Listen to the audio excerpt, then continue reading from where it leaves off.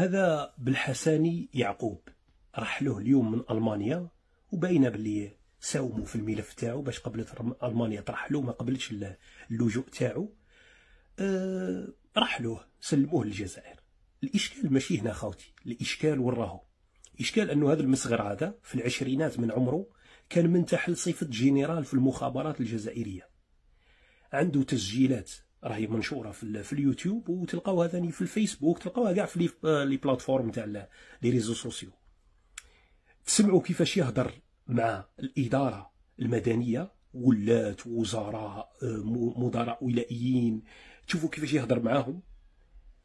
على بالك تغيظك عمرك، اقسم بالله العلي العظيم.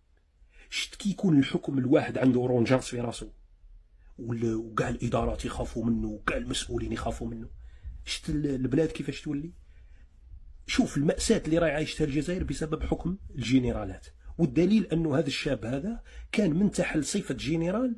سمعنا كيفاش الوزراء يخافوا من لي جينيرو. مرة اتصل بوزير الاتصال، قال له معك جنرال فلاني من بن عكنون ولا ما باليش، قال له كازيرنا هكذا، وحافظ كاع طريقة الخطاب، حافظ لي بياج تاع لي جينيرو. قال له دركا شفت بيان نشرتوه في التلفزيون العمومي. قال له شكون قال لكم ننشروه؟ شكون؟ هو راه يهضر على روحه هو، خاطر التلفزيون العمومي نشر بيان لوكيل الجمهوريه بالقبض الدولي على هذا بالحساني يعقوب.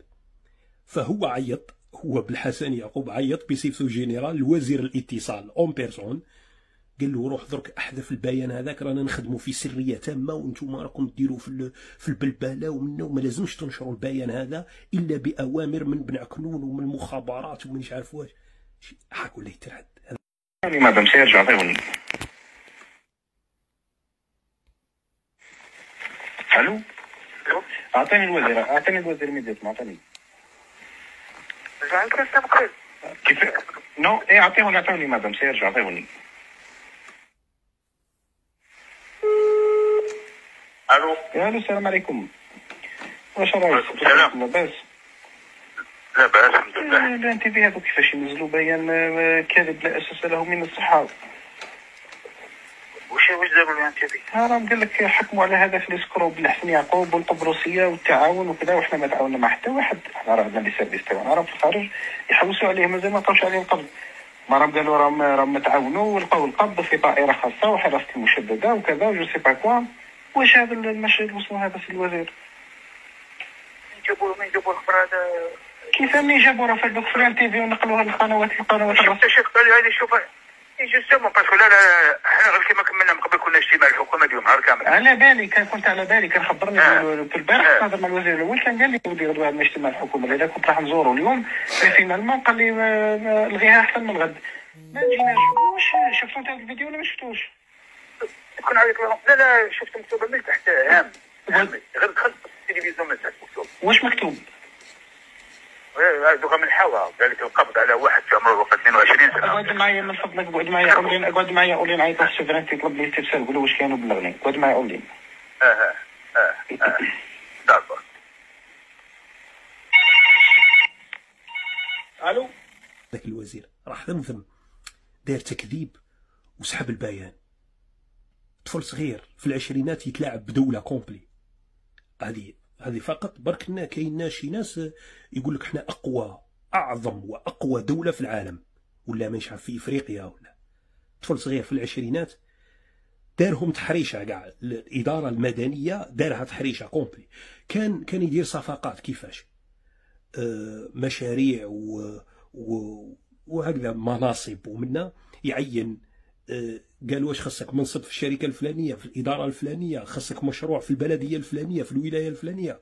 يعيط للوالي معك جنرال فلاني من سيكتور كذا كذا منا، واش راكم واش عندكم مشاريع في الولايه، واش عندكم كذا منا، راني نبعث لك المقاول الفلاني سلم له مشروع، لازم تسلم له مشروع وعندك فيه بورسونتاج، ما تكسرش راسك. يروح المقاول هذاك يستلم مشروع، سيد كاع ما شافش الجنرال هذا، طفل صغير في العشرينات يتلاعب بدوله باكملها. هذه تبين لك دليل هشاشه مؤسسات الدوله، لانه ما عندناش مؤسسات مستقله، ما عندناش مؤسسات يعني محكومه بالقانون. قال له شكون انت جنرال، امشي تلعب، امشي، كاين مداوله وكاين قوانين تمشي عليهم الولايه، روح تلعب امشي، كاين دستور وكاين قوانين تمشي عليهم الولايه، وكاين مناقصه ومداوله ويحضروا فيها رؤساء المجلس الشعبي الولائي وكذا ومنا، واللي عنده حق يديه، ما كان لا جنرال لا والو، وتعيط ديريكت الرئيس الجمهوريه، راه عيط لي جنرال الفلاني يبتز فيا، الجنرال الفلاني يروح ديريكت للمحكمه العسكريه للمحاكمه بسبب التدخل في الشؤون المدنيه، ولا التدخل في الحياه السياسيه، ولا التدخل في مهام غير المهام التي وكلت الى ذلك الجنرال، ولا استعمال السلطه ولا استغلال السلطه. ولكن الدوله تمشي بلي جينيرو، والرونجاس هو اللي يحكم. وهذا الجان الصغير هذا فاق لهذا البياج هذا، بانه الدوله يسيروها لي جينيرو، ولهذا السبب مخدرات متوفره، الظلم، الحقره، والقضاء لا يستطيع محاسبه اي انسان له علاقه بجنرال او عنده معرفه مع جنرال ولا كذا. يقول لك اسمح لي الله غالب ما نقدرش، جنرال الفلاني ما نقدرش نواجهه انا. شفت كي تكون دوله ماهيش دوله قانون، جنرال محكوم عليك بالاعدام يقدر يخرجك من السجن نورمال، يعني فوق القضاء، فوق الدستور، فوق القانون، فوق مؤسسات الدولة، فوق أنا يغني غير البرلمان فقط. البرلمان يخسروا عليه 8000 مليار باش للانتخابات التشريعية، 8000 مليار. علاش تخسروا 8000 مليار على البرلمان ومجالس المحلية وكذا؟ عطوها للشعب وخلاص، مادام لي جينيرو والرونجاس هو اللي حاكم. كان طفل في العشرينات تلاعب بمسؤولين جزائريين في كل الولايات وفي وزارات حساسة. انت تقدر تواجه دول بمخابراتها وبجيوشها وبتكنولوجيا تاعها ومنا بهذا قشبختها هذو الكهول هذو.